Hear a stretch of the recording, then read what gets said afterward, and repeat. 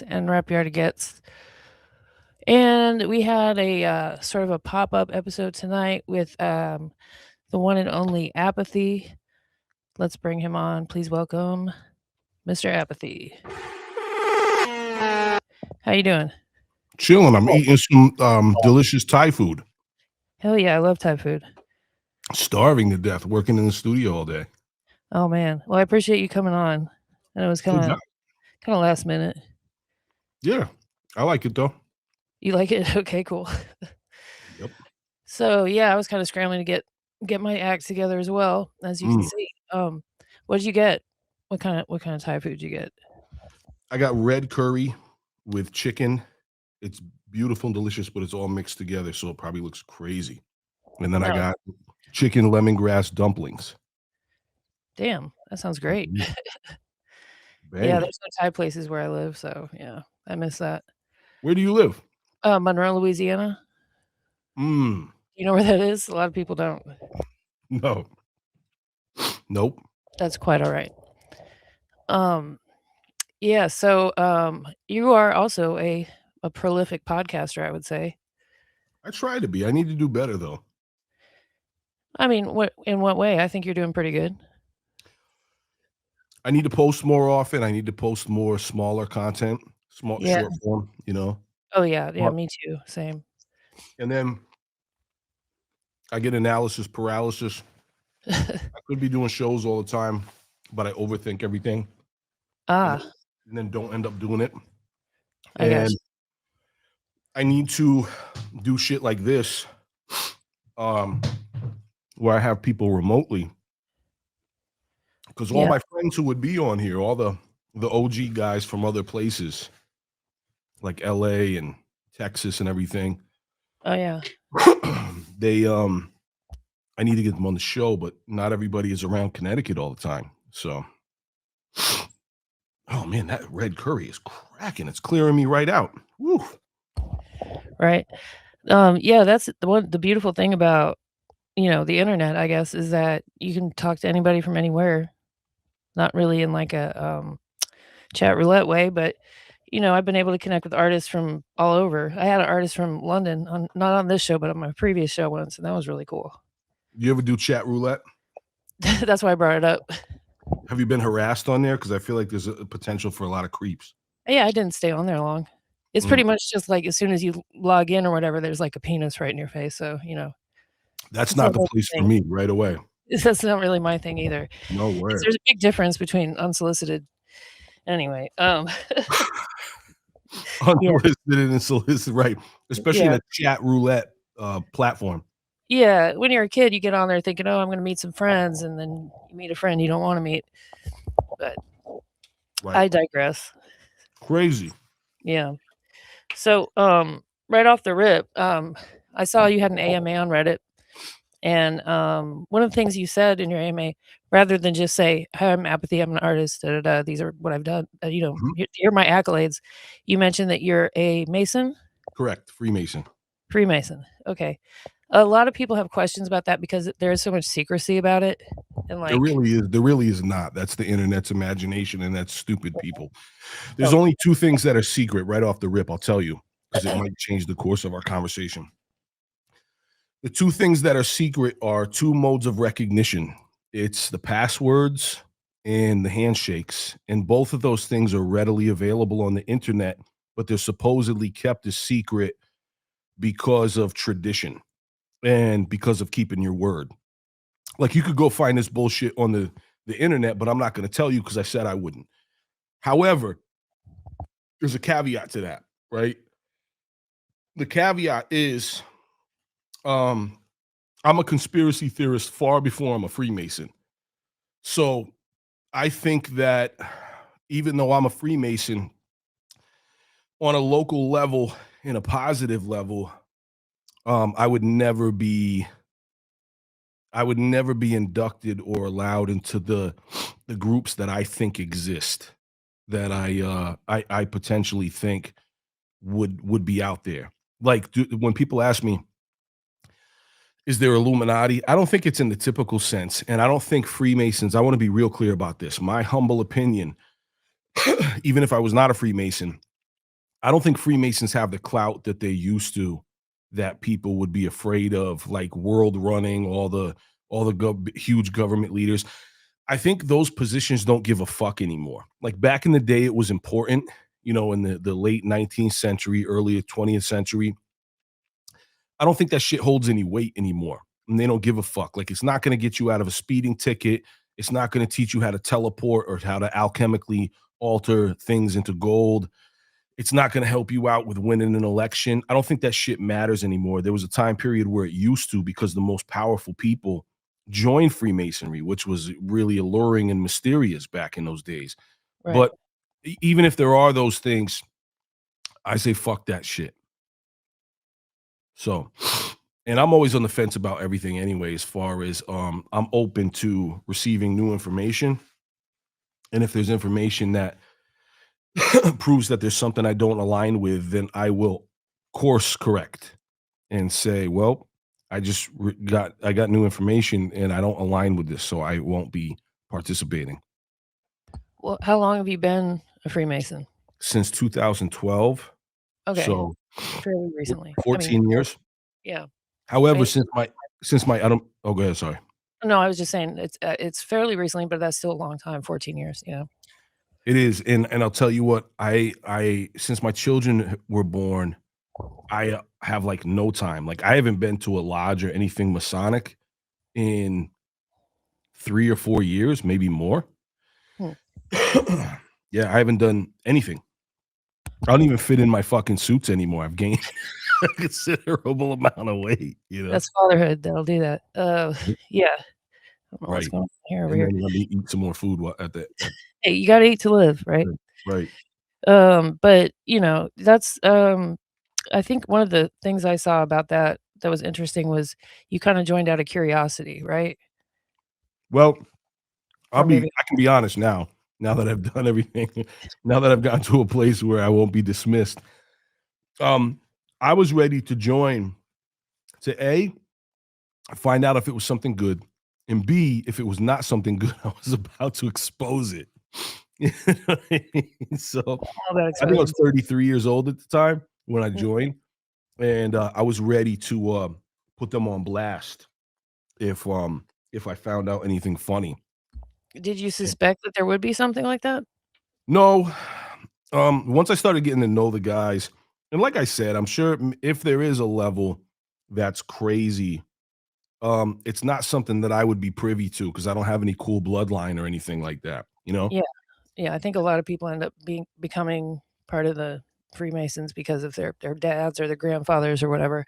Not necessarily, but there is I mean, people do that because they think it's cool, but Uh, there are tons of it's rare. It's very rare when somebody's like, "Oh, my grandson is joining," or I get to really? bring in my son and give my son his ring. It's very rare, and it's nice. It's the touching thing because of the generational shit and all that, but Yeah. it's pretty fucking rare. Yeah, I know nothing about it. I thought it was mostly a generational thing.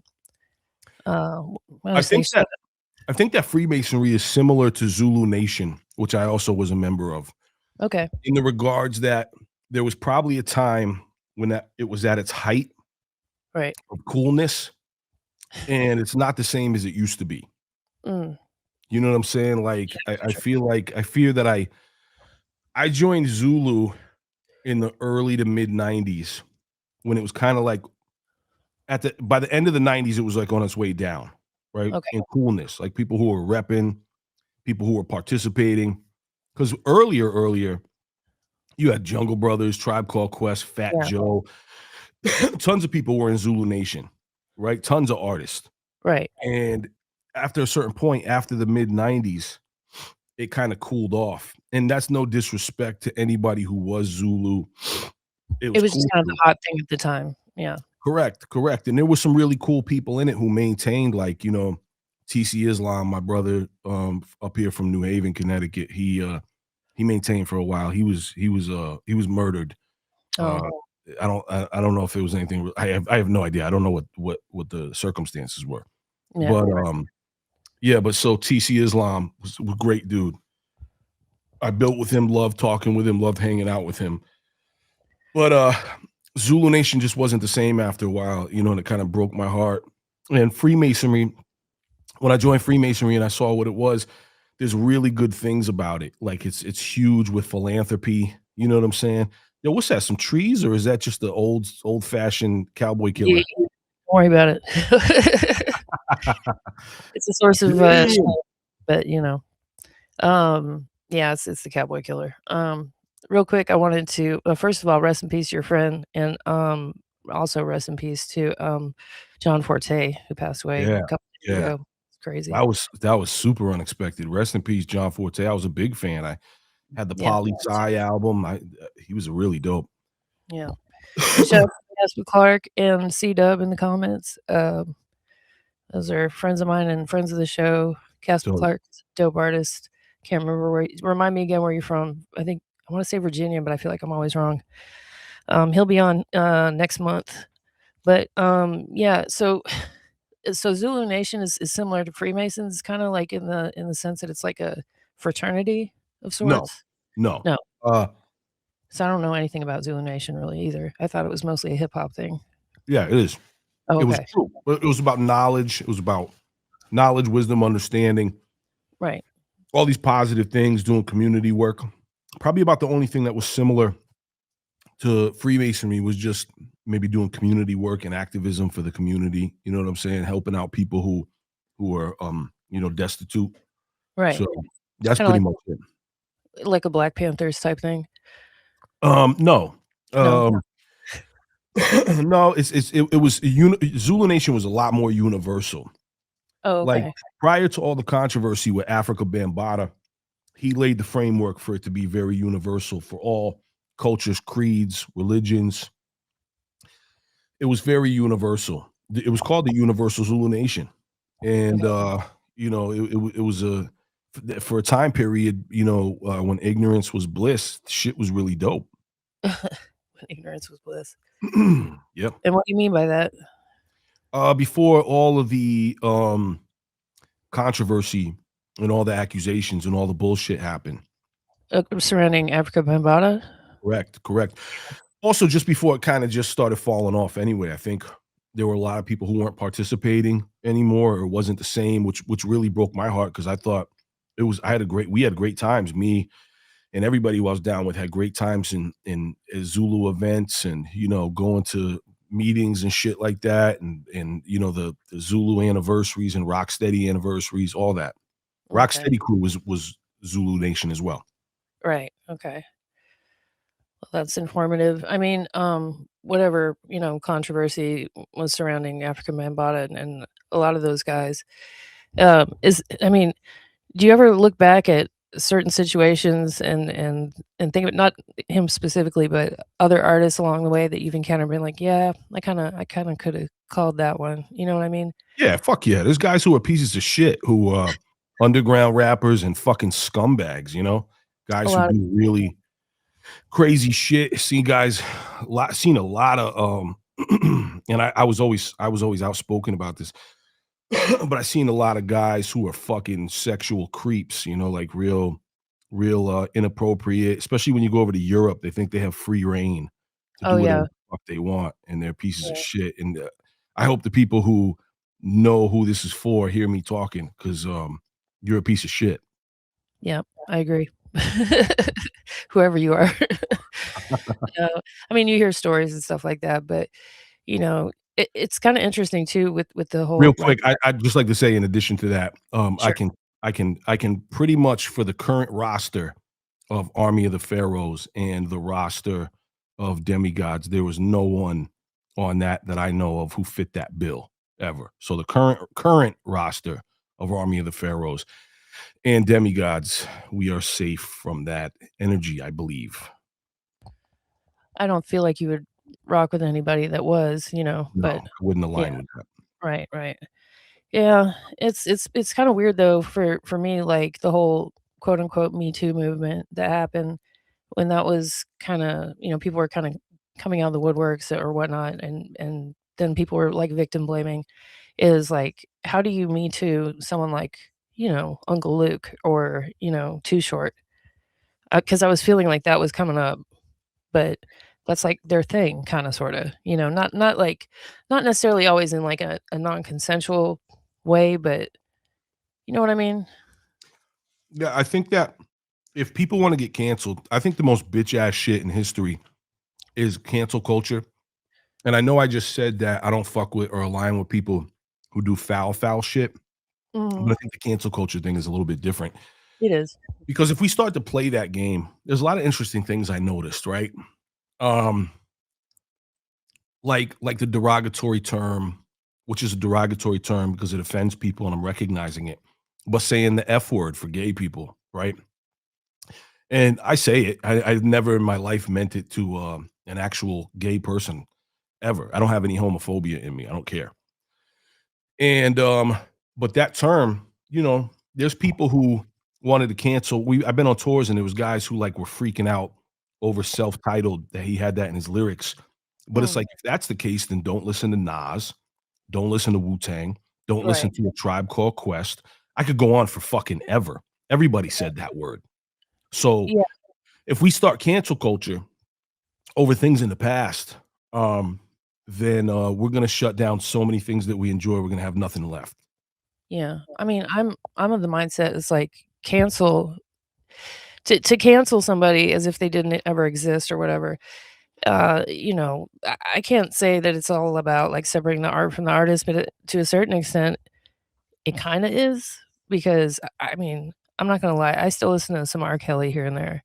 Me Do too. I Yeah, but I don't pay for the music, I don't pay for his albums and stuff. I just it's kinda like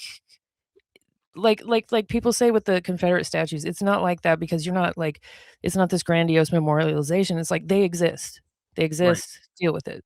I agree with you And 110%. there's different tiers of that, like, the particular F slur that you were talking about, um, I don't know if I should even say this, but I remember I was riding around with my kids who at the time were just it was a few years ago, they were Excuse me, a hot teenagers. pepper just hit the back of my throat. I'm sorry. Oh, no, you're good, you're good. Woo! Let's But go. I was riding around with my teenagers, and, I was talking about how most of my friends back in the day when I was their age were either, like, gay or drag queens or trans or whatever, and I was like and they called me a F slur hag, and, Oh, I never heard that one before. you haven't? Uh, they were like, because I said it, and I was like, "What?" That's what they called me, and that's what but of course, it wasn't a derogatory thing, it was, like, total love, like, I embraced it, I didn't go around saying it all the time, but that's what they called me, so that's what I said, but then I realized, okay, they take that pretty serious, so I think that the R word and the F word should be reappropriated because I grew up saying those words and it never for a split second.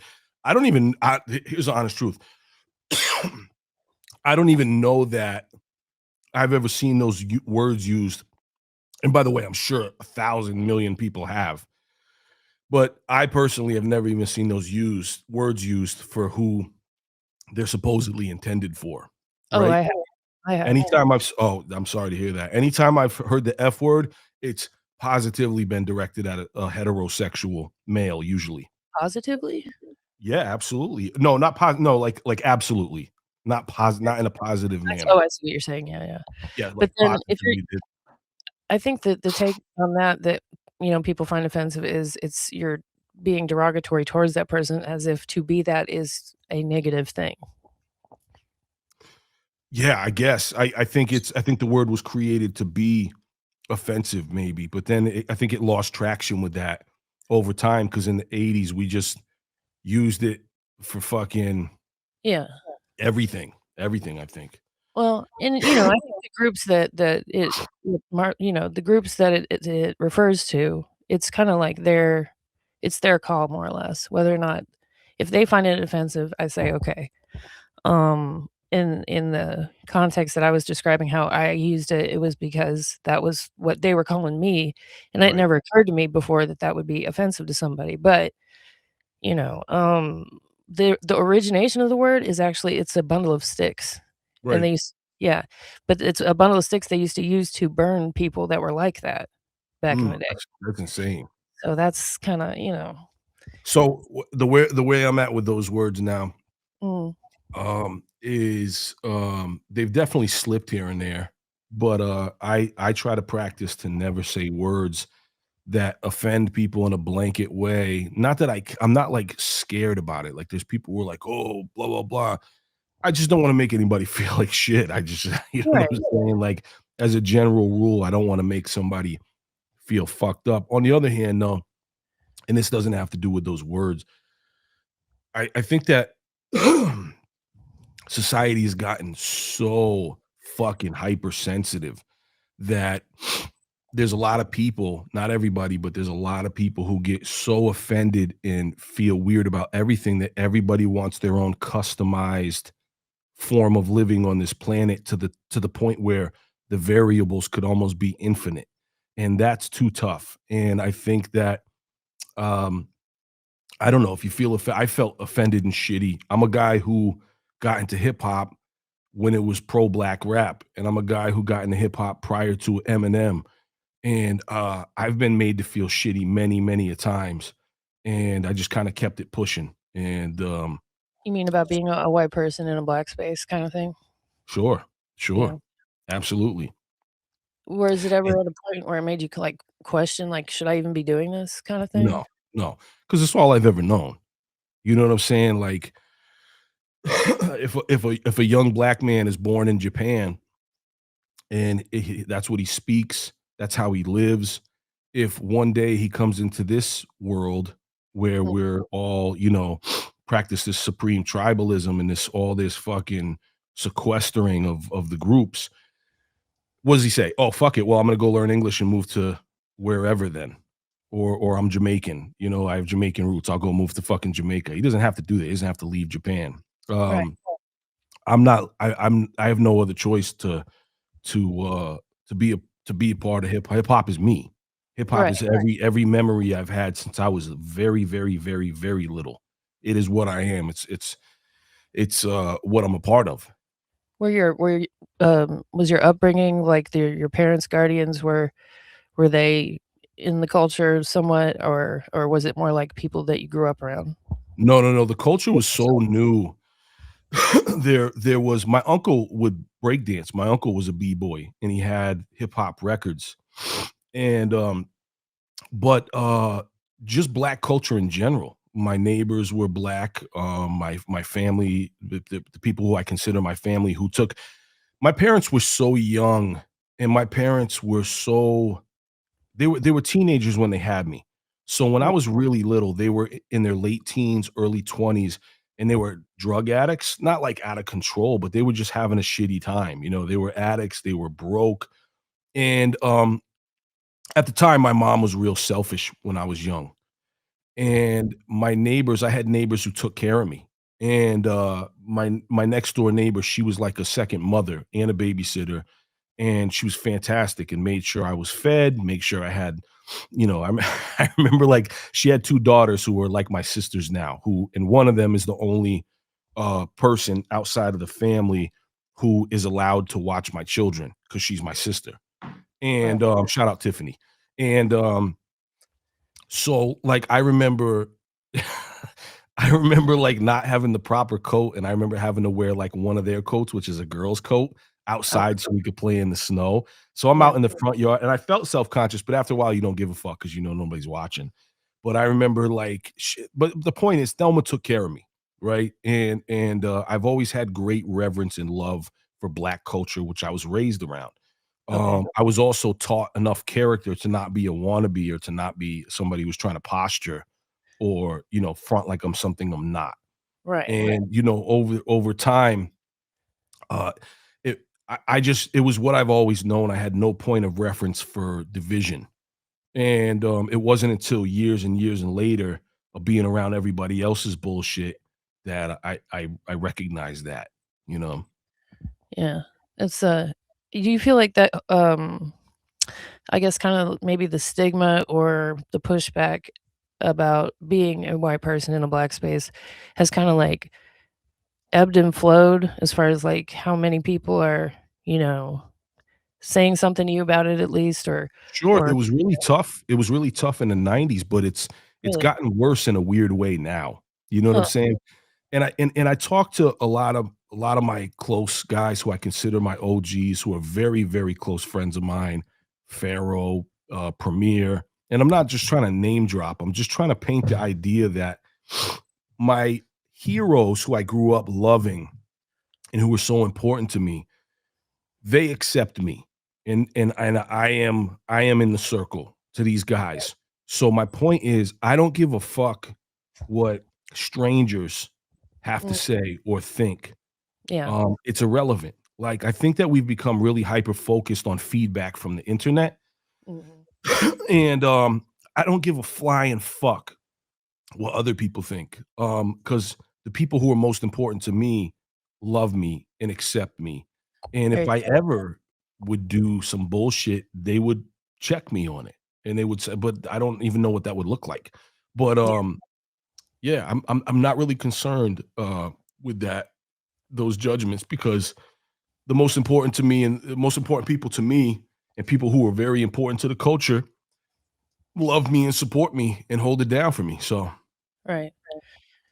Yeah, I even, like, before I started doing a podcast, period, on rap because the way it evolved was kinda I mean, it was pretty organic. Well, as it started as a Facebook group, and so, but people were, like, pushing me to do it kinda sorta, so I always go back to that if I get, "Oh, you're a culture vulture," and I was like, "No, I'm actually not making any money off this," so, but it is what culture it is. culture gets thrown around too much. Dumb shit gets thrown around too much. It's pretty fucking obvious who But I get it, that people wanna be protective of something that they hold dear, and, it's easy to, judge a book by its cover or what have you, but, I think it's important for everybody, including, you know, white people or whoever, to just be respectful and do their own research, investigate stuff. I My think that's everybody though, because the problem is Yeah, I'm seeing that problem. Young people who are black, white, Puerto Rican, Asian, yeah. Latino. I default to Puerto Rican because that's what I grew up around the most. That's what I'm around. But everybody, not enough young people. Yeah, what you got in that goblet? This is wine. What kind of wine is it? It's, It's a a red. Pinot Grigio straight out the box. Nice. So, anyway, what were you saying? Um, the younger generations, and I'm not saying that everybody doesn't, because there's a lot of young people who do a good fucking job. The younger generation needs to do the knowledge of what this culture is, where it came from, how it happened, what happened prior to their favorite fucking rappers now. If they love J. Cole and Kendrick, fantastic. That's fucking awesome for you. I love that for you.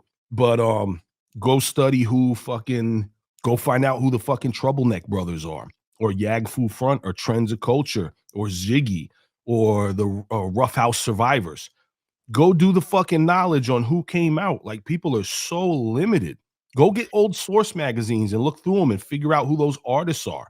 Well, Understand where flows came from. yeah. I agree with you. I also think I was thinking, where can a kid find a Source magazine nowadays? eBay. Okay, well, and I think part of my MO with the podcast with this podcast is, like, I see so much division in hip hop within the subgenres now because it is so massive now, and I was born in 1980, so I think I'm pretty much the same age as you. Over the Yeah. years, I've seen, like, I love that for us, by the way. I do too, it was a great year, but, by region, by age group, and you said Kendrick and J. Cole, that's considered, like, old head stuff now, you know what I mean? So, I mean, not to I make know, you it's just my default. You No, know I what I'm got you, saying? but and I love both of them, but it's like, it's there's so much division, and I see people that are our age that, especially I hate to say it, but, like, from the East Coast, even not from the East Coast, they're just like, only, backpack boom bap rap, like, only Nas, only Wu-Tang, only Jay-Z, and are not open. They hear the stuff that's popular now. That's all they hear is snippets of, like, what's on the radio or whatever, and they're like, "Oh, this is trash, garbage, blah, blah, blah."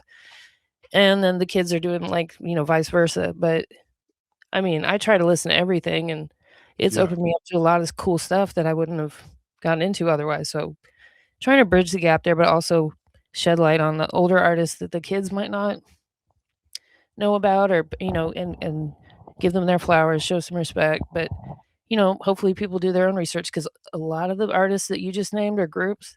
I don't have no idea who they are, to be honest. And I think there's too much gatekeeping in hip hop, honestly. I don't want to gatekeep anybody. I just want people to respect the culture and try to dive a little bit deeper into it to see. It's important to know the history, and It it's really important to is. Yeah. And I'm not not saying you, be but on people do YouTube. that. It's impossible to know everybody. It's impossible to do that much Absolutely. of a deep I dive don't into. know. Yeah, because you could be like, "Oh, Alabama rap from the early '90s, like, da da da da da, name people." I'm like, Right. I don't have There's a time. ton of people I don't know. Yeah, exactly. We got Mikey Barslow in the comments. Um, he wanted to see like to see Apathy reciprocate support with those that were in his corner from day one. Sadly, there is a huge lack of reciprocation or support with Let artists. me address that for Mikey because Mikey hits me up all the time and then forgets he asked me the question. All So, right. Mike, I think Mikey's issue is that he wants me just to help him out because he keeps saying this when I've given nothing but support to Crew, guys like Emilio Lopez, Motive, Swavsky, hundreds of artists that I actually like. And if there's an artist that I really like, I'll fuck with you. However, if I don't fuck with your music, I'm always polite.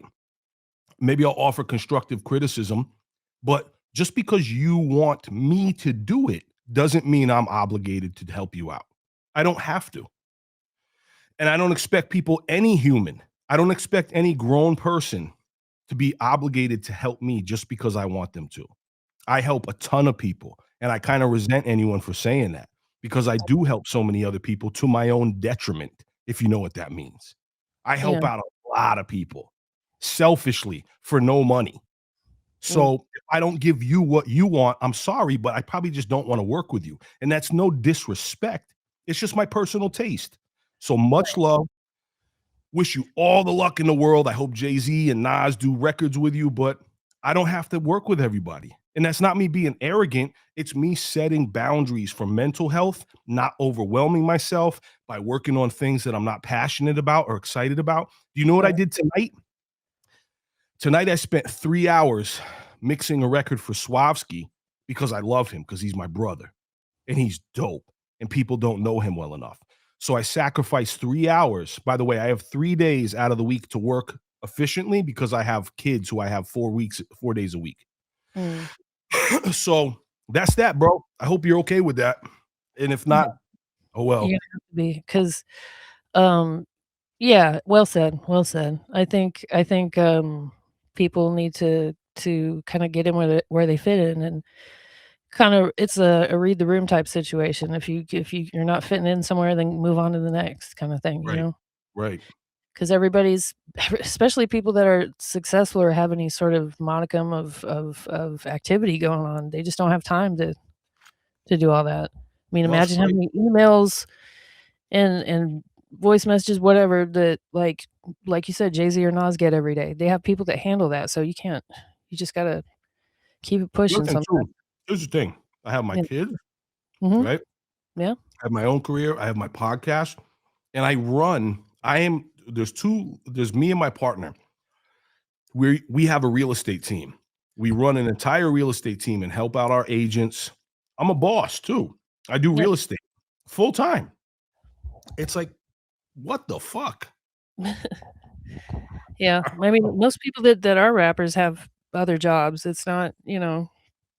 it's not really always a moneymaker, even if you are successful, believe it or That's right. not. Shout out Um, to shout out to guys who have a great hustle like Mike Geronimo. He's got a fantastic hustle. There's a lot of guys who do a lot of awesome stuff. yeah. The podcast thing too. And I wanna shout out, Open Mike Eagle too, because he just made me a part of his podcast network. So, That's fire. Big up to Open. I love that guy. I love yeah, his pods. Great yeah, dude. for sure. Love Open Mike Eagle. Big up. Yeah, I was super excited about I'm proud of that, actually, if I can toot my own horn a little bit, but, Congratulations to you. I thank love that for you. yeah, thank you, thank you. But, let's talk about music. So, you said know, obviously you were growing up around it and kind of you were in it, you know, so when did you start rapping actually? Like, in a Well, serious way? okay, good question. Because in a serious way, that that Mhm, yeah, matters I know. because Not like when on I the was lunch really table little at school, but yeah. I'd fuck around a lot, you know what I mean? But I got serious about Hyro is responsible for making me very serious about being an MC, Hyro. So it's about 92, 93. When I started hearing the Hieroglyphics albums in 93, whether it was Souls, Dell, Casual, Extra Prolific, I was obsessed. I was like, "This is the smoothest shit I've ever heard. I wanna do this. I wanna put words together like this." So I was Yeah, living with my father at the time, and, I just took it really serious. I was reading the dictionary nonstop just to get well, doper words to say. You know what I'm saying? I was studying these guys and why they rap the way they do. You know what I mean? I was studying organized confusion and Hyro and all these different supreme lyricists. You know, Rakim. Um, when Nas came out, it really changed my trajectory too with the way he flowed on. Yo, you might as well just own it at this point. You might as well no, just this is me, this is what I do. Yeah. I have to let it's my cat so inside too because she's like, "Hold on one second, I'm sorry." go ahead. Go ahead.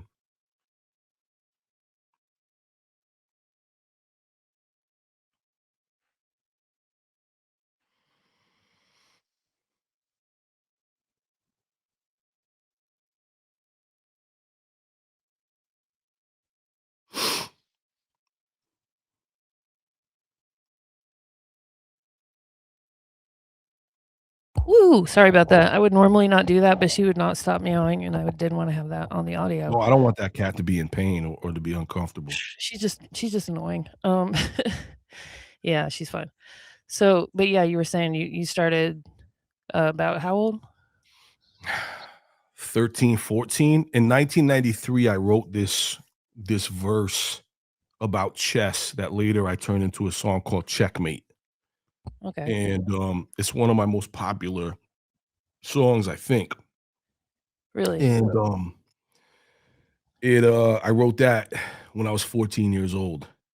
Is that And on the internet or yeah, yeah, yeah, yeah. That's okay, yep, that's on all the streaming platforms and on YouTube and Spotify and okay. all that shit. It's called Checkmate. Yeah, I got it pulled up here. Can I play a snippet of it? Play the whole thing. It's just one verse. Okay. Here we go. I set my moves up strategically. Enemy kings are taken easily. Knights move four spaces in place of bishops east of me. Communicate with pawns on a telepathic frequency. Smash knights with mics in militant mental fights. It seems to be an everlasting battle on the 64 block geometric metal battlefield. The sword of my rook will shatter your feeble battle shield. I witness a bishop that'll wield his mystic sword to slaughter every player who inhabits my chessboard. Knight to queens 3, I slice through MCs. Seize the rook's towers in the bishop's ministries. Minstrels sing songs and mimic me, but cease to live instantly. Hidden deep within me is a sinister entity. Intentions of tension, tent and 10 tents, with kings rest in beds with queens' breasts exposed for sex to decrease or release tension. Tends to tense men when traitorous defenses fencing king's men. I quickly push the horror up from off of me, trying to understand this battle of psychology. Psychotic, I slice optics of cyclops and wander with warlocks through Indian cornstalks. Chessboard blocks become blood red. Blood clots block brains and lock the thoughts of pawns in shock. I shot crossbows and toss blows across moats to pierce the archer's armor, armed with arrows. Pull points from elbows with joints joined with marrow to maim. The tip of the arrows lit with flame. Checkmate, the death of your king ends the game. You were Yep. 13? The y y 13 when I wrote that. oh, when you not when you recorded it. No, no, no, no. That was years and years later. Okay, okay, okay. Yeah, that's dope. That's really prolific from a 13-year-old. Thank That's you. great. Thank you very Yeah, much. I had quite a few of those. yeah, and I can hear the, you know, the influence there that you mentioned too, the, organized confusion and hieroglyphics and all Pyro, that. right, Yeah, yeah. yeah, that's dope. Um, what about Aesop Rock, excuse me. Is that someone that you have worked with at all? No, not at all. Our crews had beef back in the day. Oh. See, we I didn't fought know that. and everything. Well, there's a whole podcast about it Oh, on YouTube. that hasn't And I mean, squashed, what's that? or What's that? has that been squashed? It went away for the most part. Like we're all grown ass men now. Yeah, yeah. Copyright and I have become friends because Copyright was down with those guys. Okay. And I don't have anything personal against Aesop Rock at all. I just think his Okay. music it's not for me. Okay. I mean, that's personal preference, yeah. I Yeah. just mean, like, lyrics-wise, he does a lot of the gymnastics and stuff like that. Yeah, but I to me, it apologize doesn't make about sense. that. It to me, it doesn't make sense. Like when I look at it, even I'm able to decipher pretty complex ideas and Mhm. poetic license. However, just the putting the words together that just sound, artificial rhinoceros turbo sauce pop. I just I can't do it. It's not for me. God bless him though. He's way more successful than I am. He sold a lot more than I have. God bless him. I love that. I'm not hating at all. I'm just saying my personal taste when I drive in a car. I've done this thing in the past few years where I get more and more honest and I don't filter without disrespecting anybody. And people take it as like asshole shit. But I'm just being dead fucking honest. No, I can And see that. like I said, I'm not hating on Aesop Rock at all. He's he's really, really successful, as far as underground shit goes. It's to me, it's not good. So, and that's my opinion. It shouldn't affect anybody else's shit, and I know it won't. Right. Well, you're and of course entitled to that, and I regret bringing it up, but No, I no, it's had not no no, idea. it's not good. Like I said, it's impossible to know everything about everybody, but, um, so a lot of people know you for, being in the, uh, gosh, I'm having a mind blank. What is it? Demigods, yeah. Yeah, Sorry demigods. about that. Okay. When did that become, when did y'all form that collective? Demigods was formed before I joined. Okay. My brother. Oh, here's a funny thing that'll bring it full circle. Uh-huh. My brother, Open Mike, Yeah. not Open Mike Eagle, Open Mike. The reason Open Mike Eagle is Open Mike Eagle is because my brother Open Mike, who's part of Demigods and down with all of us, he I guess he said something to Open Mike on Open Mike Eagle on a chat forum. So I think Open Mike Eagle added the Eagle to his name to avoid bullshit. You know Huh. what I mean? Yeah. Not that it was ever drama or beef. It was just I think he just decided he wanted to be unique, set apart from anybody else who might be another Open Mike. Yeah, makes sense. So Open Mike in 92, 91 or 92 formed Demigods, and they were older than me. Mike is 4 years older than me. Mhm.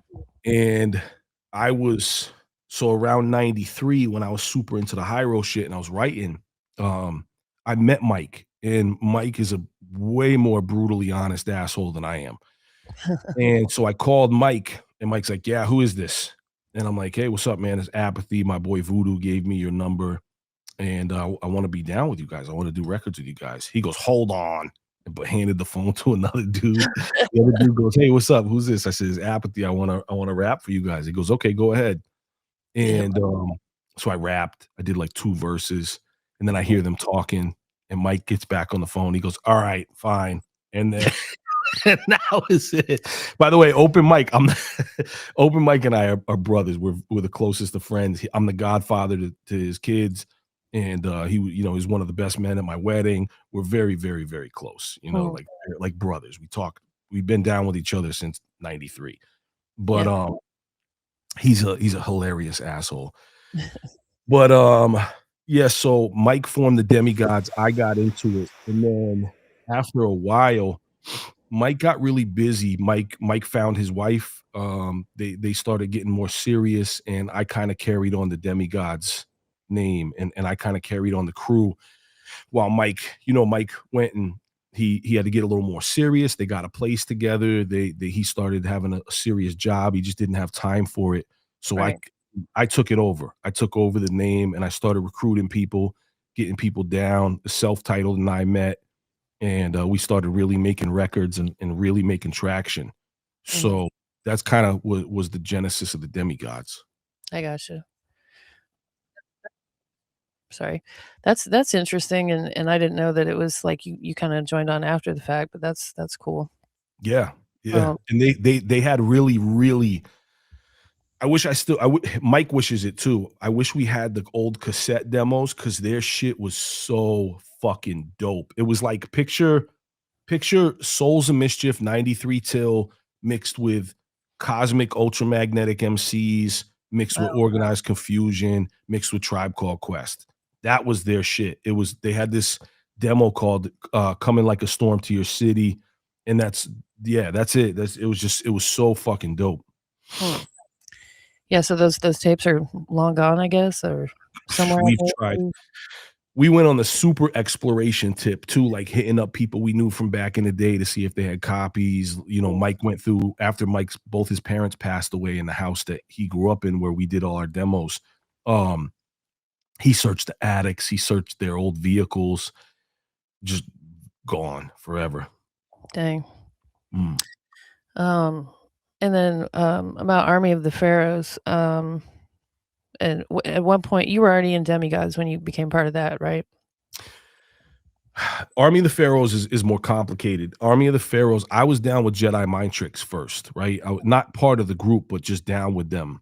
Right. Um, in like 96, uh, Paz and I started talking and became friends, 96, 97.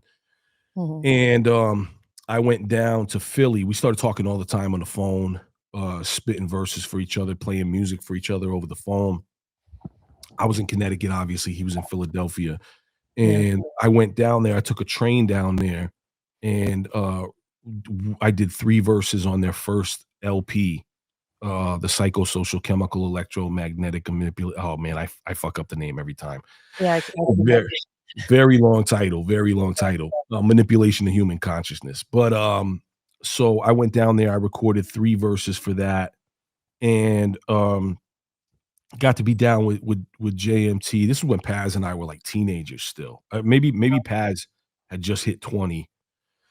But we started building with each other, and then there was a point in time where we were gonna form a super group, and Paz wanted me in the super group, and we were building about it, and he goes, "Let's call the group the Tibetan Black Magicians." And I was like, Huh. "Yeah, let's do it," right? But that's when I met Self-Titled, and Self and I started doing recording and doing our boom bap records and all that shit. And I was doing a radio show at the time, and Paz did a side thing called Army of the Pharaohs with Bahamadia, Virtuoso, Esoteric, and I don't know why I wasn't on that, but I didn't get on that one. I think Cannabis might have been on it too. If I don't know, What maybe I'm what mixing. What's that? Chief Kamachi? Maybe, yeah, maybe it Heard was of the that? first. Yeah. Or maybe it was the first time. I don't remember who was on what or if it was just Violent by Design. Yeah. But so, Self and I started working. I bet if we had the internet like we had it in the capacity today, I would have stayed on and would have done like Violent by Design and all that. But it was Mhm. just tough for me to like get all the fucking way out to Philly or even stay in touch about Yeah. the shit. Mhm. So, after years later, Paz wanted to reform and do Army of the Pharaohs on a larger level. So we just formed this big crew, and that was it. Alright. Um, it's still a thing, right? I mean, Yeah, you're yeah, yeah, yeah. is there a new project coming out anytime Well, soon? we started doing shit, but I think everybody just got super busy. The whole bunch of life started lifing, and we started though. We started like last year, a year and a half ago, and I think it just got crazy. I think Paz is always doing projects. Esoteric's doing Czarface. I was doing my apathy shit. I think everybody was just super busy, and it's hard. It's very fucking complicated, and Yeah. usually, a majority of the work falls on Paz. Paz is the one, forming the head of the Voltron and putting it all together. So it kind of falls on him, and it just with everybody's workload. I think it got to be crazy. Yeah. So I'm sure we're gonna revisit it and get it cracking again. But it's just kind of, you know. Yeah. It's the logistics of it. Mhm. Is Bahamadia still working or Oh, I don't Mm. know if she's I think she's still working, but she's not part of the Oh, she wasn't part of the crew since they just did that one oh, vinyl, okay, but okay, okay, Amadia wasn't part of the crew. okay, okay, my bad. Alright. Yeah, and, of course, RIP Blackistan and Yep, all that absolutely, that my went down. brother. Yeah. But, Vinnie Paz is you were talking about conspiracy theories earlier. He's kinda known for that, right? He had that I guess you could say it went viral kinda, can't remember the name of the song, but the video for it definitely got a lot more hits than a lot of his other stuff, where he's talking about, oh, just everything, like Right, 9/11, the Illuminati, stuff like that. right, Yeah, and you were pretty clear in your AMA on Reddit, there's one the Illuminati is not the Freemasons, there's no such thing as the Illuminati in the way a lot of people perceive it, you right. know? So, is that something that y'all disagree on? Um, I think it's more complicated than that. We don't even really care to talk about it. Like it doesn't really come up like that. I don't think either of us we're not we're like in our 40s, we're not sweating the Illuminati. Yeah. You know what I mean? Like, so but I think that the Illuminati was a thing, and we you got to realize Paz and I the reason we really bonded back then too is because we were all reading the same shit. Behold a Mhm. Pale Horse, Holy Tabernacle Scrolls, all these books. Like that's all we did was read all this fucking crazy shit and Yeah, participate in all of that. But I just think that the Illuminati thing, I think that if there's my personal opinion is if there is a cabal of really high powerful people, the one thing that they would giggle and laugh and love is that if we were running around saying this name of this group and I picture them in a room somewhere going, these stupid motherfuckers still talking about Illuminati. You know what yeah, I'm saying? Like they're the most powerful, horrible, despicable. Like if we want to get real, like the villains I see are like the weird people like the Gates and the Clintons and just really, what's his fuck? president. Uh, George Soros and a fucking what's the other guy's name? The fucking dude from the who's the dude with the fucking glasses? Talking about No, whatever. Elon He's Musk, got the president? he's a European dude. Yeah, I mean Oh, all of the presidents, every yeah, fucking president ever. The crazy thing is Trump is like a fucking WWF character. I'm not a Trump yeah, fan for at real, all. for real, yeah. He's like a WWF character. But here's the part that pisses me off. Mm, They're all the fucking same. They just present differently. They have different characters that they mm, play. They're all the same bullshit. And it's just all of them. Nobody's like, God damn, he is a really righteous, awesome, selfless, fucking great moral president. None of them. Fuck all of them. And they all come from the same bloodline, which is crazy. A 12-year-old girl proved that shit. She went through and said like all the presidents except for like four are related from like this rare king, including Obama, which fucked my head up. hmm. Well, So be that as it may, I saw this video I saw a TikTok earlier that kinda, put everything in perspective for me, at least temporarily, was like, who were they talking about? They were talking about some terrible movie that was made in the '70s that was banned everywhere. It was like an Italian movie. I think it was called Sorro? Suspiria, No, Suspiria. it was like 4 letters. Maybe I'm wrong, Mm, or maybe she was wrong, but, it was, Marquis de Sade talking about that kinda thing. mm, Uh, how people get in a position of power, and then it's like, dating the 20-something, bimbo isn't enough. Then it becomes, the underage girl isn't enough. Then it goes on to, even right. worse and worse stuff Oh yeah. to satisfy their depravity, Eyes basically. wide shut shit. You know what I'm saying? Yeah, that too, yeah. But make So no mistake about it. The eyes wide shut party, the circle of people there uh-huh. is not just Trump, crazy this. It's Trump, Hillary Clinton, Mhm. fucking what's her fuck, Kamala Harris. They're all there, by the way. They're all fucking there. Hmm. And if like the crazy thing to me is people were like, "Oh, but Kamala Harris, Kamala Harris." Talk to anybody in the Bay about what Kamala Harris did, and she is equally as deprived as all of them. Hmm. Depraved. Yeah. Okay, we'll let that lie. I mean, Oh, I can't okay, so because here's some facts. Here's some facts. Straight right. up facts. Okay, Kamala Harris blocked evidence that would have prosecuted Catholic priests who raped children. Yeah, that's Blocked it for her political gain. Case over, conversation over. I'm done at that point. I'm not like, well, you know, she did this for that. Fuck that. mhm, Conversation fucking over. If you do that, you are on the list straight to hell with all of the rest of them. yeah, All of them. and I didn't realize how many, people across the board were getting money from APAC on a regular basis. I mean, that kinda blows my mind because, you know, how much money I mean, well, I don't wanna say anything that's gonna get me shut down off YouTube either, and that's hard to do, but, you know, That is hard to do. That is we hard. give the state of Israel about $6 million a day, Insane. In fucking insane. when, we have people, you know, in the States that can't eat. Here- Um, Here's the problem with rappers and guys like me mm, talking about politics. Like you said, we talked about music earlier. mhm, You can't know everything.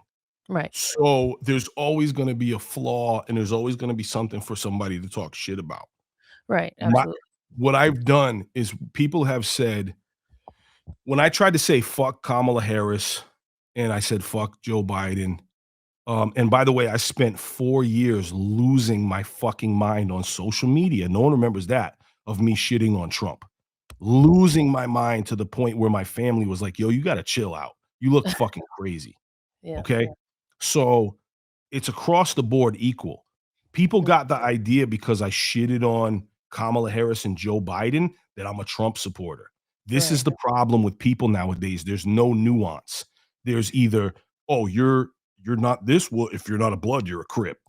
right, Like it's crazy now. It's fucking crazy now. So my thing is this. Now I can't know everything. I talk about certain shit. I know about the Kamala Harris shit because someone pointed it out to me. Someone showed me all these things. By the way, there's a documentary on YouTube about, and it's very well done. It's about it's from the victims of that molestation by the Catholic priest, and they talked about the issue with Kamala Harris and her people, what they did. right, It's a little documentary on YouTube about it. But my point is, I stopped talking about it because I don't know everything. I admit it. Like I don't know all the fucking facts and the details. All I know is what I don't fuck with, what I don't align with, and it's almost everything. So now to keep my peace and keep my mind, I try to take care of my kids. I try to mm, do the best I can do, and I stay the fuck out the way. Like I right, don't like. It's just all shit because it's the other problem too is we're all kind of helpless because we are all given illusion all the time. We don't know what's real anymore. We yeah, don't know if a horrible incident that happened somewhere is a staged fake event, or we don't know if it's real. We don't know if a political activist thing that happened is a real thing or it's fake, or if it was even pushed a certain way by government agents. We don't know. And by the way, here's the fucked up thing. People are acting like this is brand new. Like you said earlier, this is the shit Paz and I have been rapping about. But when we rapped it 20 something years ago, people were like, whoa, these are cool, fantastical ideas that are so crazy and interesting and edgy. Then it comes to fruition mm, and everybody loses their mind. yeah, and I in a way, I know I wanna respect what you were saying about wanting to stay out of the way, but, you know, hip hop and politics are kinda intertwined in a way, you know? I Sure. mean, But there's my problem is too, I'm sorry to keep cutting you off. I no, get so no, worked please, up go about ahead. it. No, please. My problem is, let's say if I say, yeah, okay, here's what I think. I say something, I put it on record, I record it, it's out there. 2 days later, somebody goes, bro, look, that's fake. Boom, boom, boom. And I'm like, I didn't see that. Yeah, That's fucking crazy. This is what I'm running into nowadays. Or somebody goes, no, look at this camera angle. And I change my mind. and that's okay. It's if everyone that's the great thing about being human is you're free to change your mind, and You're free to change your mind, but the problem is if you record a record and you put it on a song, it's there forever. yeah. And also, like, let's say if my contribution within a certain time frame hits 175,000 people, those 175,000 people walk away with their minds changed because of what I did. It's just tough. It's a crazy tool to have. Yeah. There's so much information out there now too. That's why I think people can only take their information in short snippets, and that creates a problem, like you were saying, where you don't get things with context anymore. So Right. if you said something, say, I love Kamala Harris, however X amount of years ago, and then you find out more information, people could just take that snippet and be like, "Well, you said this," and there could be some subtext behind it that, it's just not really fair to everybody, but that's just because there's so much out there, I think, and people's attention spans are damaged because of it, I really. saw I saw something interesting. My friends and I, especially, I hope you can relate because you're part of our generation.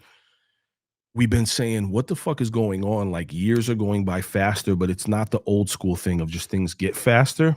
Mhm. It feels like things are going really fast, right? And I saw something interesting recently where they said that because of the way we scroll and consume information now in these hyper flash, it almost reminds me of that scene from Clockwork Orange where they're flashing all the images in his eyes. Our brains start to shut down and not retain information. So because we don't form good memories and good solid memories, we perceive that we've experienced less time than we have. That's interesting. I never thought about it that way. I mean, I think also there's so much coming at us from all angles, like, you kinda have to have your phone in front of you, like, for a lot of things now. You have to kinda, to live your life in a regular way. You have kids, you gotta call somebody, pick them up, whatever, you gotta look at your calendar to make appointments, Google something, whatever. So, when you look at a TV, when you're outside, you see a bus drive by with an ad on it, da da da da. It's always just in your face, like, you can't avoid it, so, Right. um, it's gotta do something to your brain for sure. Absolutely. Yeah. C-Dub said they weaponized information. Yeah, facts. They absolutely did. Misinformation and disinformation is why I don't feel safe anymore, even entertaining this shit or knowing what's what, because it has gotten to the point where things are so sophisticated. They have weaponized information, and information even looks like visuals. Information looks like a AI, barrage of propaganda that makes us feel unsafe and makes us question reality. What'd you say? I said AI, you Right. know, AI is deep fake stuff, and man, I saw someone had posted a picture of themselves with Shaq at a basketball game, and Shaq himself came on there and was like, "That's not me," or, "No, you didn't," "You didn't sit by me," like, what? But it looked like the picture, and I'm older, granted, but, I looked for all the little clues. I didn't see anything. It's just, like, by the day, getting more and more real, so That's what beware. somebody said recently because somebody was talking about the videos of the NYPD arresting and fighting with ICE officers, and it looks so fucking real. And then the guy goes, "Look at the badges and the words on the badge," and the words are just like jumbled alien words. He goes, "Here's the scary part. That's not gonna be a problem for AI for much longer. It's No, gonna not figure that out. It's 'cause gonna figure out people are words and." deliberately correct it, and it's self-taught, so it's working on itself. That part, when it comes to being scary, people talk about, "Oh, deep fake stuff." I'm like, "Well, they already have drones that are like AI, decides where to, drop bombs and stuff that Russia has deployed against the Ukraine, and, what if AI is like, makes the decision to do this, that, or the other?" I mean, if you're leaving it entirely up to AI, like what, you know, everything has a nothing's perfect. This is why, it's unbelievable, man. Just this is why, like, wanting to not participate and move off into the woods, it looks a lot more appealing every day because I don't wanna fuck with any of this, man. Like, I have young kids, you know what I'm saying? I don't know how old your kids are. Mine are 7 and 10, Mine are and, grown. I worry about their future. You know, I worry about the world they have to live in.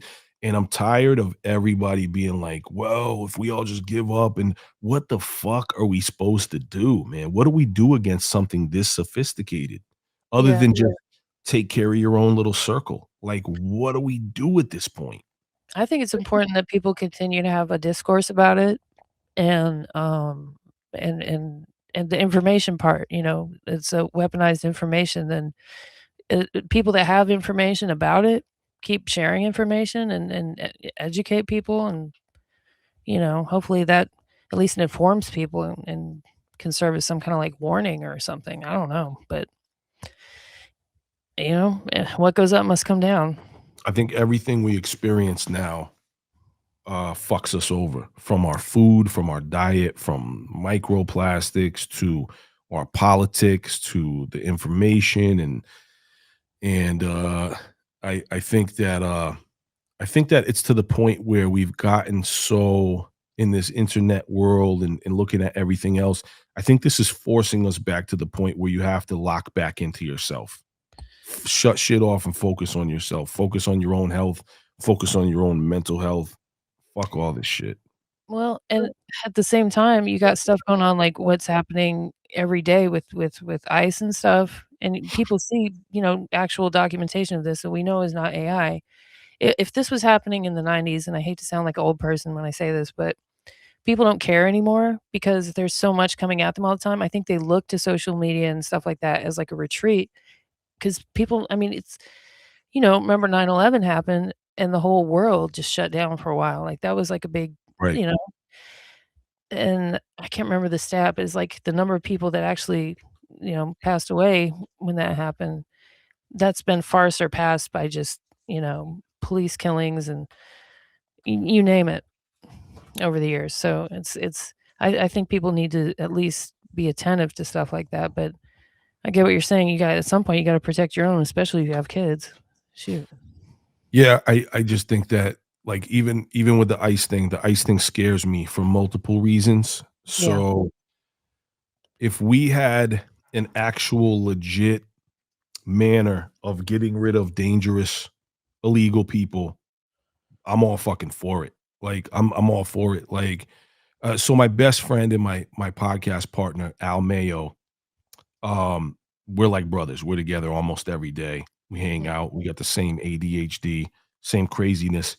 Um, Al's a black man. I'm a white guy, and we debate and argue in a brotherly manner about politics all the fucking time, right?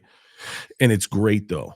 It's really good because it's not like butting heads, or we listen to each other, and there's no echo chamber, there's no tribalism, there's no echo chamber, and we Yeah. bounce ideas off of each other because I'll feel a certain way about something, he'll feel a certain way about something, and then I'll say, all right, here's the he first of all, he's super liberal left, right? Maybe that won't represent him properly. I don't want to speak for him, but he tends to have more of those ideals. I Mhm. always grew up as liberal and left, listening to Public Enemy, going all types of shit, fighting the power, all that. But I've definitely gotten more conservative because I feel abandoned by the left and by the liberals.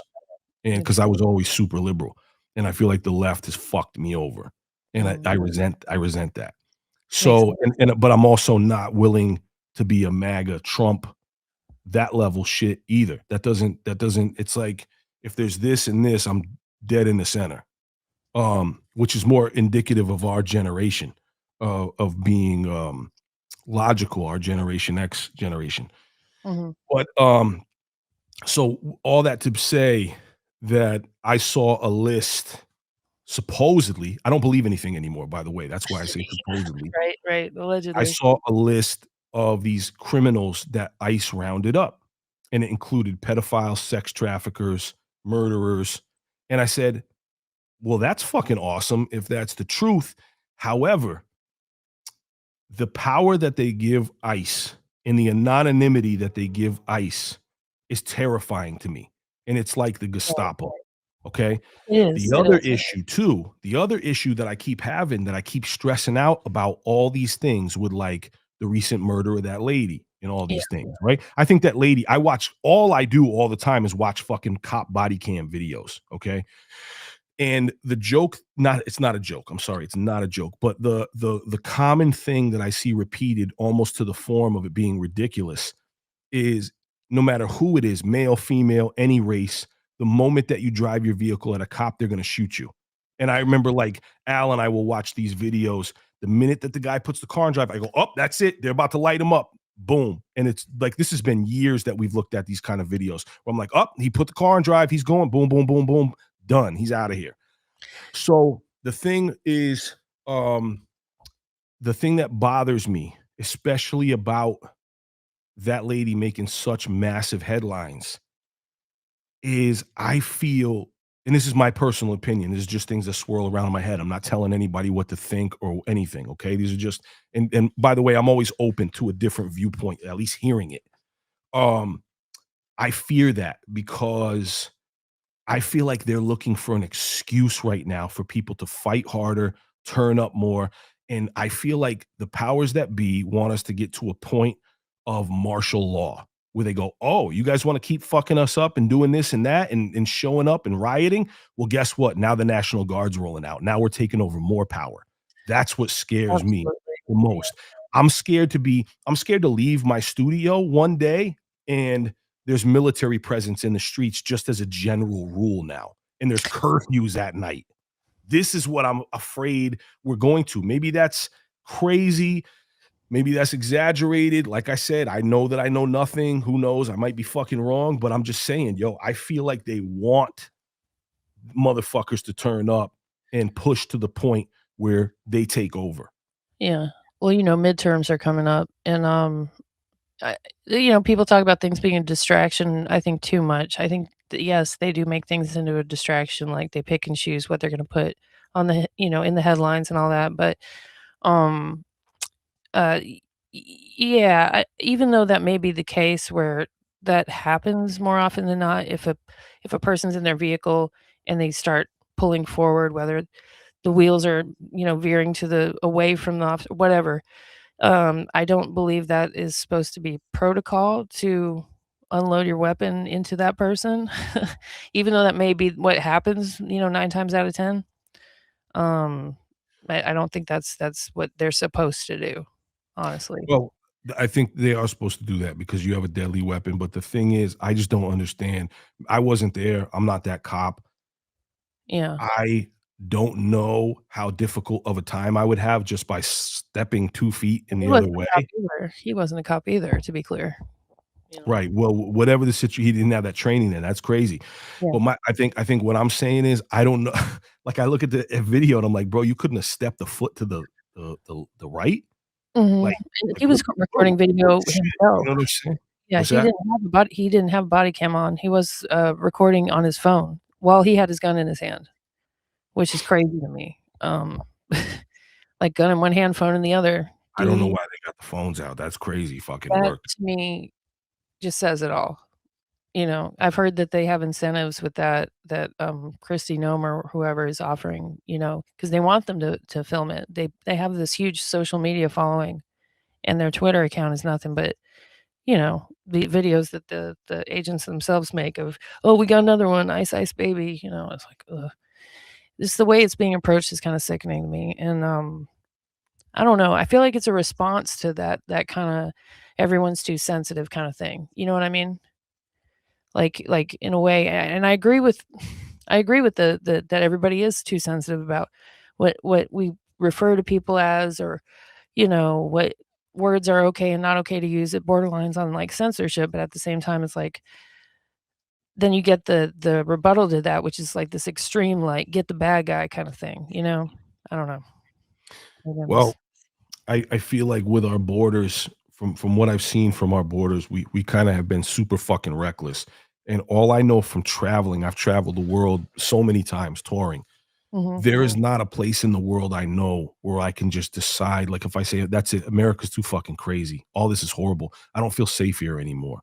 Right? And Mhm. I understand that's a wildly exaggerated sentiment because places like South America, there's horrific, consequences with cartels and all these things.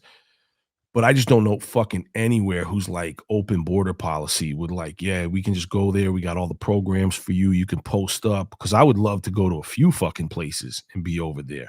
You know what I'm Yeah, saying? I would love to go to fucking Norway or fucking, Iceland or some shit like that. And I think um there's trade-offs too. Like Ari the Rugged Man, he was on the show and he lives in Germany now. He's pretty much an expat, and he was saying, it's great there, free college for his kids, free healthcare, da da da. He said his kid got his tonsils taken out, it was free.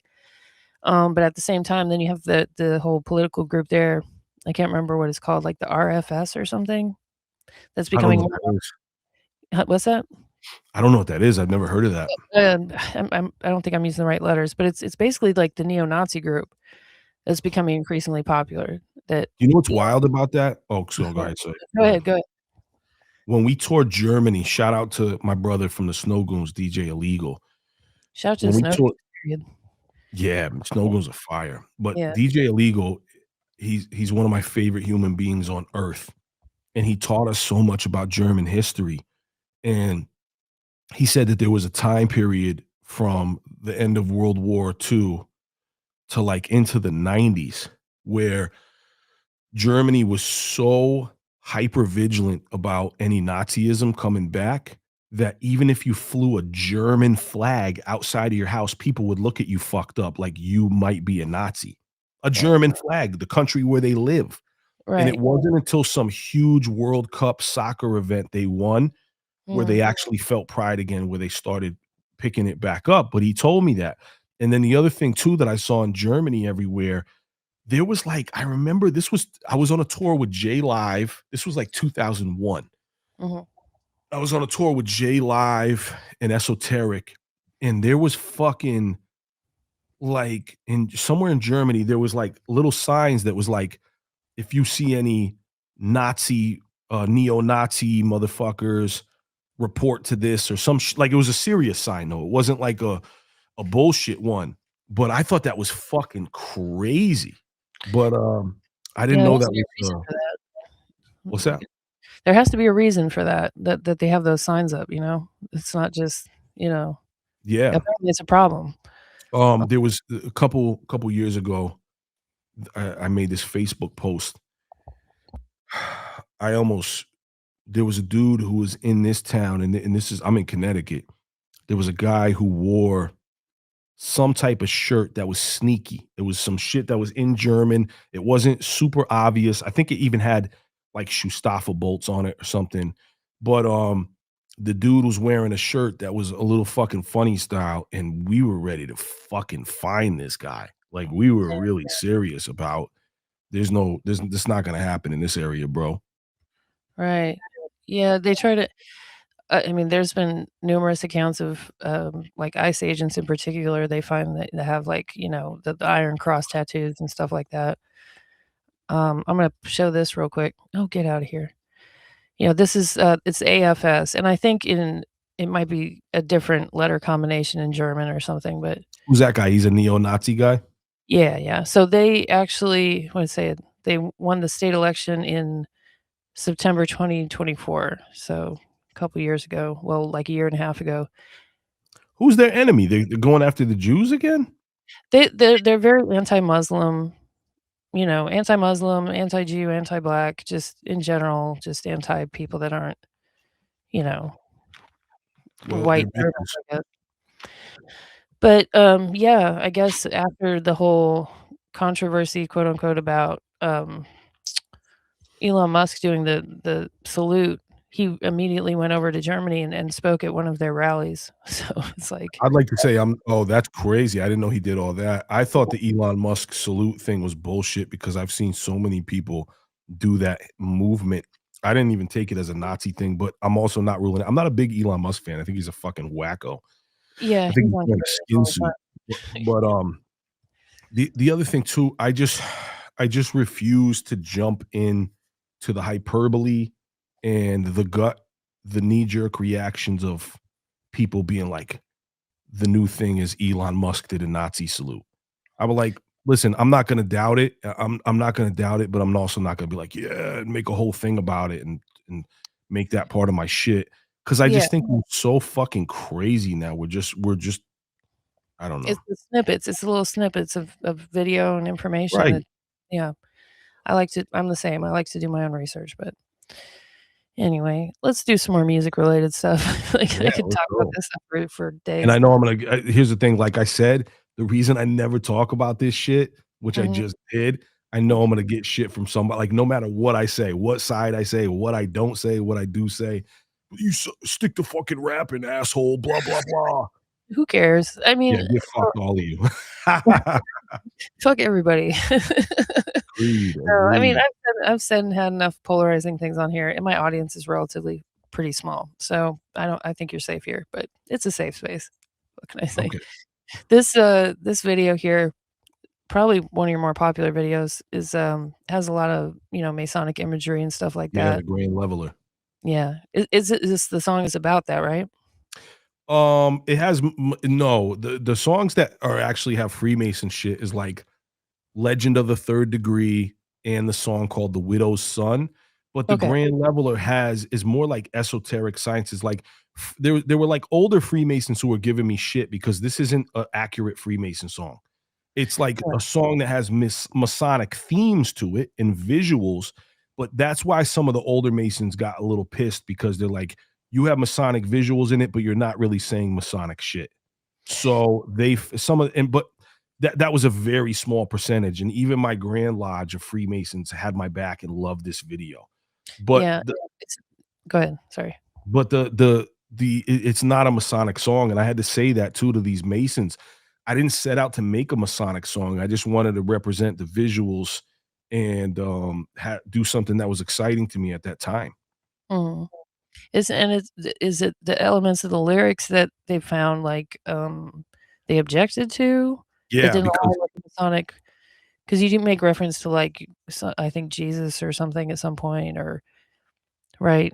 Is it something right, like I say I resurrect Jesus myself and buy him a spliff. And by the way, in that time period in the past, the fuck is that? It's, let me see. 14 years ago.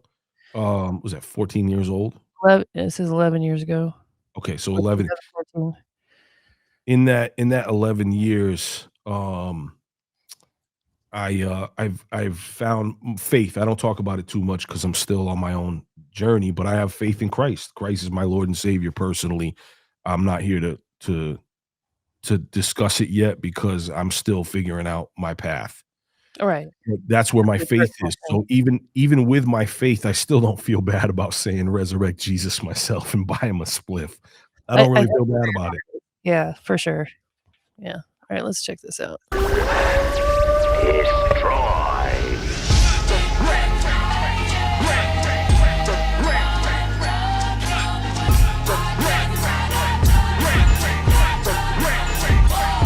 The Grand Leveler. The Grand Leveler. I strike a pose with the pistol grip. Punks getting pistol whipped. Positive and negative, I'm on that dark crystal. Crystallized bodies like exposed to the liquid ice. Lived inside a ghetto in hell, but got evicted twice. The man in the myth, I'm Hiram Abiff. I resurrect Jesus myself and buy him a spliff. I build pyramids, parallel portals to other worlds. Married to Mary Magdalene, but still touch other girls. The widow's son, the wickedest one. So get your North Face on, sucker, the winter's begun. I summon winds, walls of water taller than towers. Gather your pallbearers, I'm burying all you cowards. The merciless Ming, Connecticut's king. Archangel who was born on this earth with no wings. And Gabriel's horn sings and the Father returns. I cook a marshmallow on a stick while your soul burns. The Grand Leveler. That is a dope part. I'll cook a marshmallow on a stick while your soul burns. Yeah. Yep. Yeah. I mean, I say fucked up things in that shouldn't be representing Freemasonry. You know what I'm saying? Well, to me, it's just kinda like boss moves kinda lyrics, you know what I mean? Like, "I'll do this, I'll do that," you know? I don't feel like it's to be taken too seriously, or literally, I should say. Right, right. It's just braggadocious. Yeah, yeah, and I love a good braggadocious song, you know? Word. Me too. Yeah. The Grand Leveler. The Grand Leveler. grand leveler. 3 is the magic number, the stars on the belt of the hunter, the pyramids of Giza that were built directly under, the knocks on the door that signifies my brother. We spread light in winter, then go dark for the summer. I'm absent-minded, sipping on green absinthe.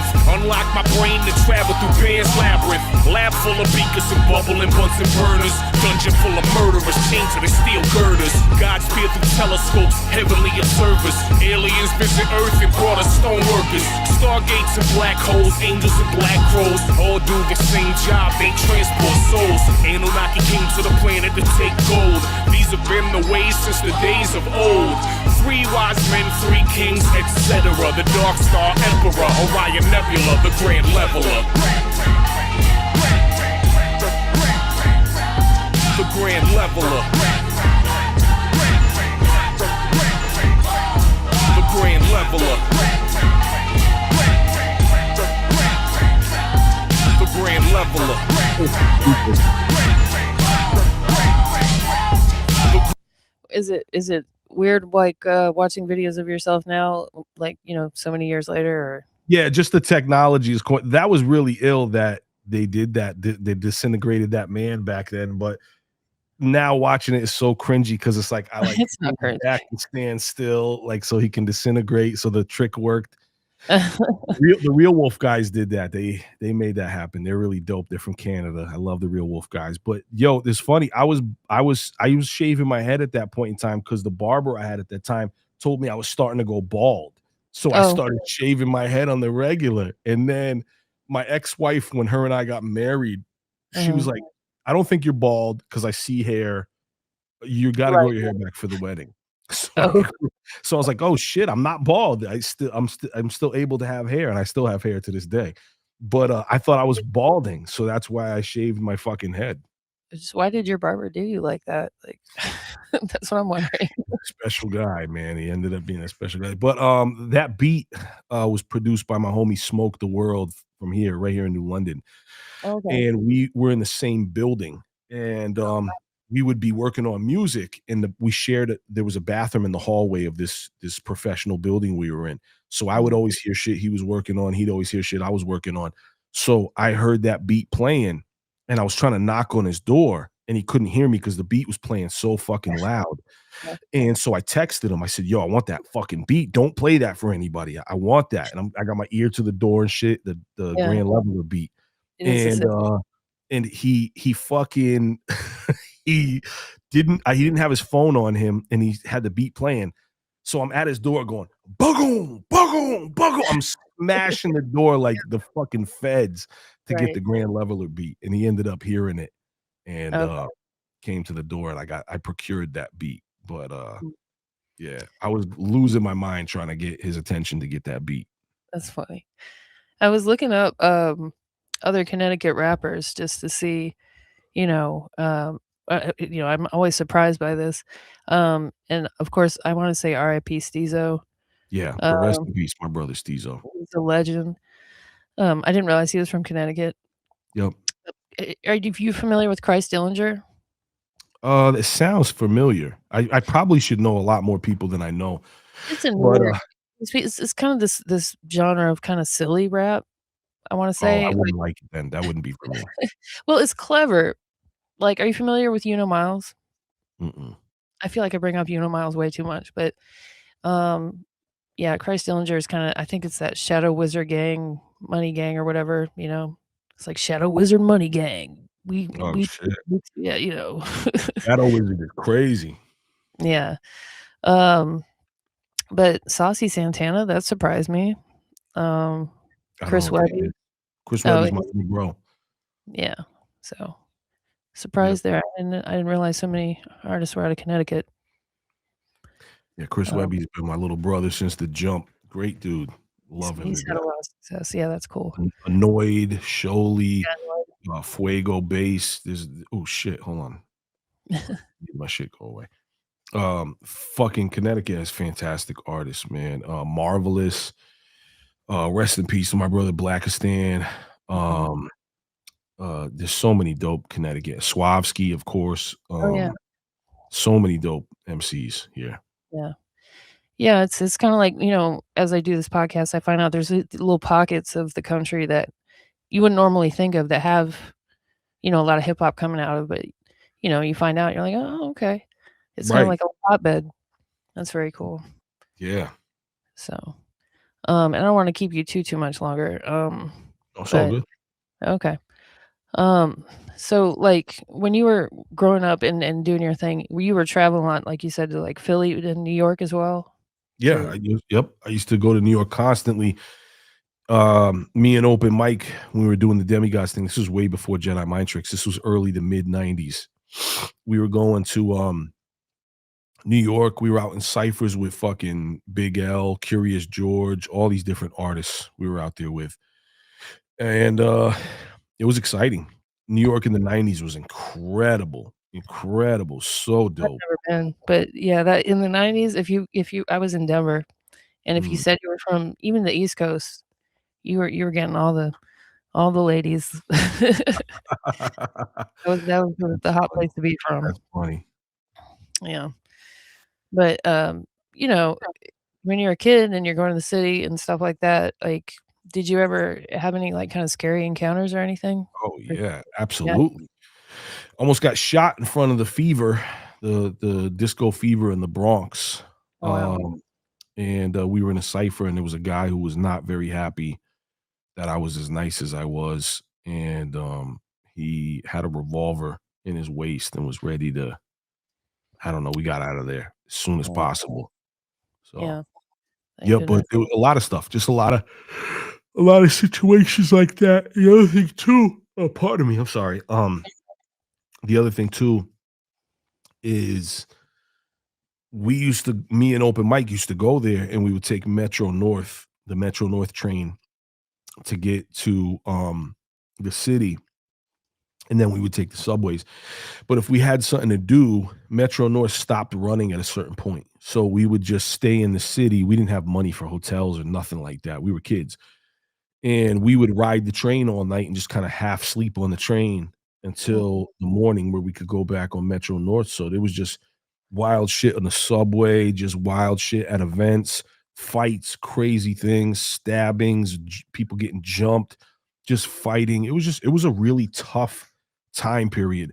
That's why it's always, I'll talk to some of my younger homies where I'm like, "You guys just decide you wanna be rappers and you're rappers." Like, you put out music on the internet.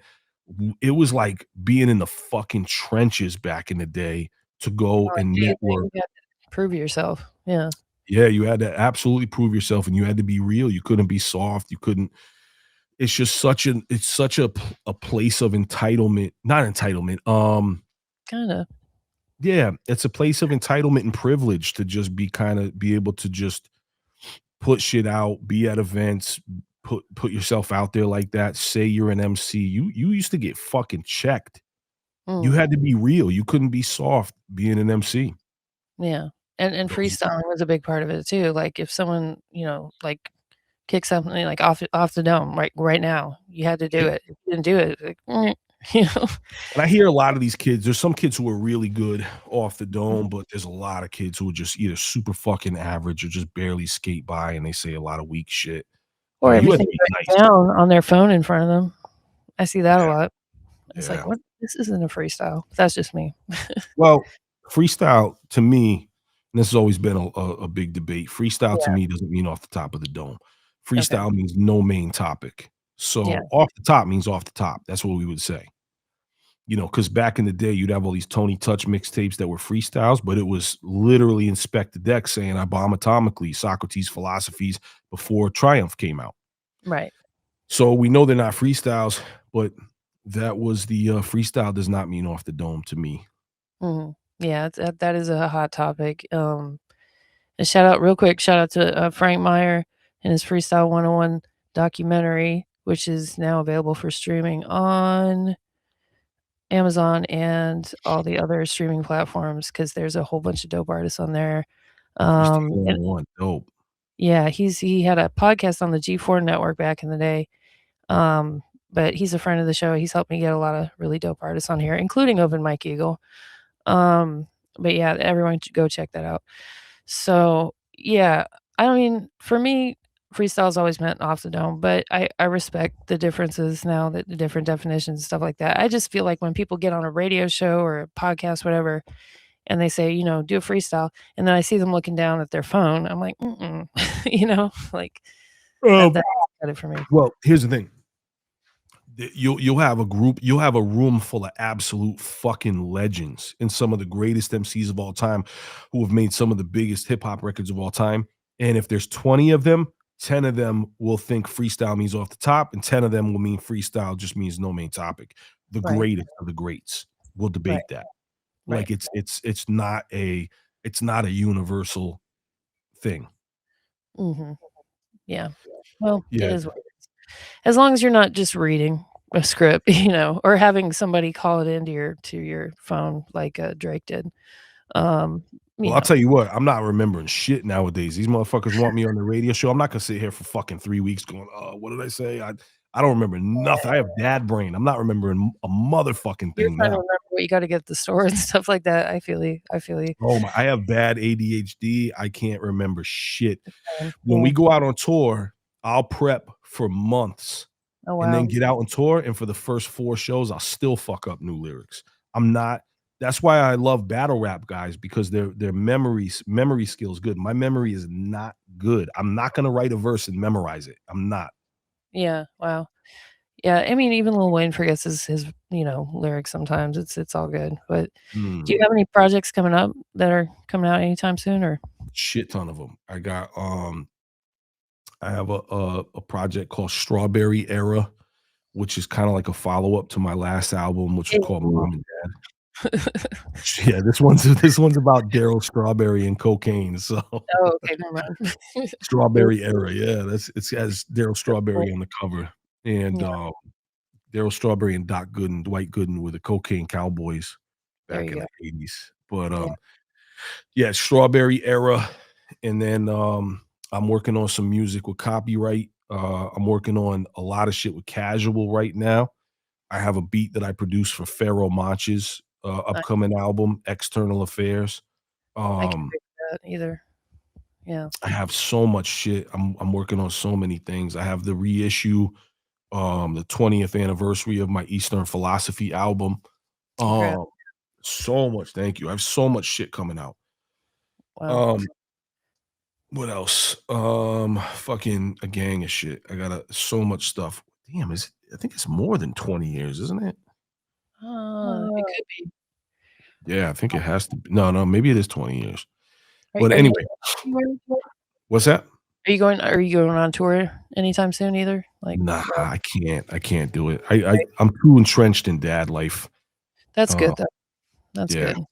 Just my kids priority. depend on their routine with me. Mhm, mhm. That's important 'cause, Mhm. I'm gonna say this as a parent of older kids, you can't get those times back. Right. But, I already um, regret I already regret times where I was just waiting for them to go to sleep at night to do my own things selfishly, and you I gotta you know give what I'm yourself saying? some grace though, because that's the daily stuff. Sometimes it gets a little tedious, and sometimes kids are just, but I say that as a Right. person that loves kids, I love babies, but sometimes, yeah, It's a you know, lot, man. It's a it is lot. It's it's taxing. hard, but it's rewarding. So, Right. um, you sound like you're a good dad, so that's Thanks. I dope, appreciate it. yeah, I try hard. yeah. But yeah, so everybody stay tuned for all that and, the multitude of projects that are coming out, and you're working hard, and it's appreciated. Thank you for all your work. Thank you Um, so much. yeah, and it was dope having you on. It was very Word, I entertaining, like being here. educational. So, can you do me one favor before we leave? Yep. Can you do a quick drop for me and just like, "This is Apathy, you're listening to the Rap Yard podcast," kinda thing? Okay, bet. Ready? Okay. Yeah. Peace. This is Apathy, and you are now listening to the Rap Yard podcast. Nice. Alright, folks, that's a wrap. We'll see you next time. Thanks for tuning in. Thank you. Was that me? Nah, that was me. Get to the chopper! I got somebody today.